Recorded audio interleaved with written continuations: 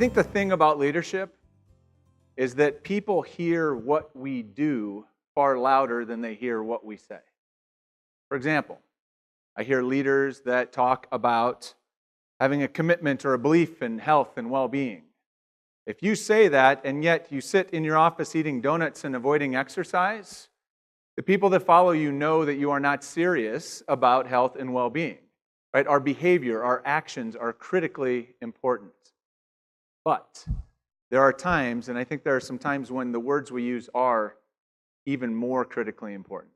And so today I want to talk about three particular phrases. And they're three phrases that I think great leaders use, and they're not afraid to use, that differentiate them from the rest. And some of them are going to hurt a little bit maybe as I share them. The first one is, I was wrong. We all love to win. Right? Being right feels like winning. That's why we spend so much time trying to avoid having to admit being wrong, especially at home. Right? Because that feels like losing. A number of years ago, when I was working at a large organization, we were in the process of replacing our major software system that we use to run our business. And this was a big, big deal for us. I mean, massive year-long implementation, ton of money going to be sunk into this, and we had really sold this to the organization as being critical to our future, strategically important. But as the implementation team got into it, they got a couple months down the road, they started to identify some really key issues. They started to notice some big problems, and they started to send a flag up that maybe this wasn't the right answer. I will never forget the day that our CEO stood up in front of our leadership team and said, "We're pulling the plug on this." And he stood in front of us and said, admitted, took full responsibility and said, in hindsight, this was a bad decision. I was wrong. We made a mistake. He laid out what had happened, why, and then he talked about what we were going to do next. Great example of a leader owning a mistake. And here's the thing for us as leaders that we forget is that oftentimes the people who we lead know that we've made a mistake long before we do. Right? They're just waiting to see if we're going to admit it and do something about it. When you admit a mistake and take action to correct it, it builds confidence. It means that they can wholeheartedly now follow you because they know if you do screw up, if you make a mistake, you're not going to march them off the edge of a cliff in some misguided attempt at avoiding having to say you're wrong. Right? So that's number one. Number two thing you hear great leaders say, I'm sorry. 1982, 7 people died in Chicago after ingesting Tylenol that had been laced with cyanide.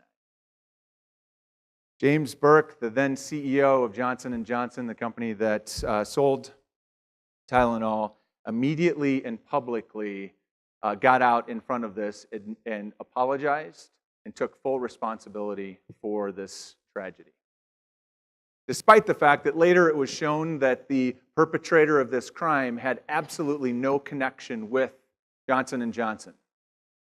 The company went on to apologize to all of their customers. They told them not to take their product. And then they did something at the time that was completely unheard of. They recalled every bit of Tylenol in the country. Cost them something like $100 million in 1982. Most people wrote off Tylenol as being dead. They figured that was the end. But 2 months later, the product was back on the shelf with new tamper-resistant packaging.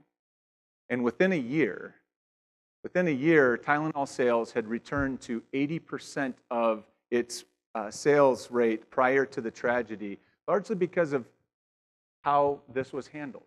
Leadership apologized, got out ahead of it, made it right.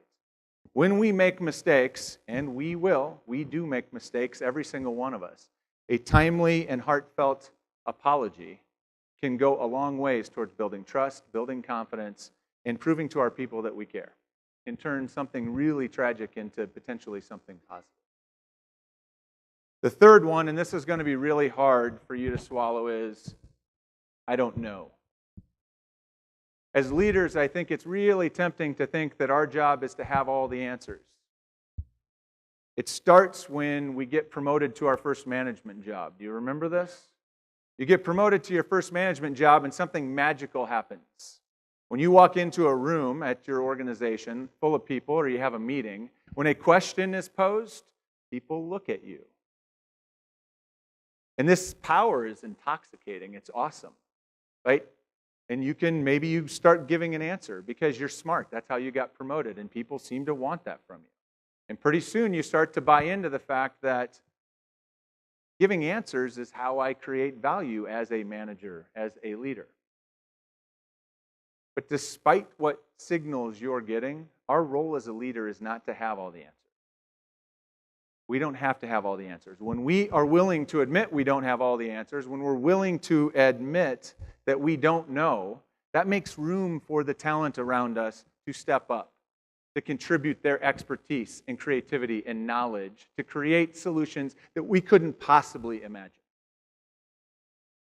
So let's recap. I don't know. I am sorry, and I was wrong. This is what vulnerability sounds like. This is what vulnerability feels like. And I think a lot of us bought into an idea that being in leadership is about not having any vulnerability, not showing any vulnerability. We were sold kind of a bill of goods, I think, that not having any flaws or not showing any flaws or weaknesses was part of how we become an effective leader. But here's the bad news. We are all flawed. Some of us more than others, let's be honest. We all make mistakes. We all have weaknesses. And the people who we lead, especially the people that are closest to us, are painfully aware of our flaws and our weaknesses. Right? And so being willing to be vulnerable is important. So I want to leave you with a public service announcement. And this is maybe more of a reminder for you.